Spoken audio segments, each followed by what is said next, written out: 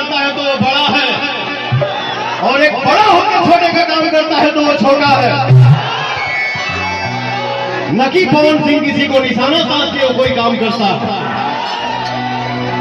मैं जो करता हूँ वो सबके लिए करता हूँ कि सब कोई मुझसे मिले। अभी कुछ दिन पहले यहाँ आए थे, एक घटना घट गई थी। किसी लड़की को किसी ने मार के उसको मार डाला।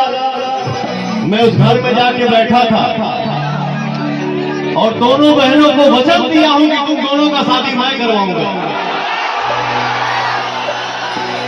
तो ऐसा भी नहीं है कि पवन सिंह आया, मीडिया में चल गया, हमारे ऑडियंस ने देख लिया, फिर पवन सिंह अपने दुनिया में जाके गुल हो गया।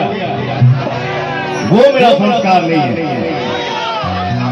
मेरे पास 10 रुपया है लेकिन स्वाभिमान का है। जितना बोलता हूं उतना करता हूं। और आपका भाई यहां से विजय ही है, मुझे कोई अफसोस नहीं है। हो तो अरे भाई का डंका चारों तरफ गूंजा था, तो मैं थोड़ी ये सोचूंगा कि मैं हार गया। नहीं, हमारे को फिल्म बोला था, जो ने फिल्म में विलेन जो बोलता है ये वो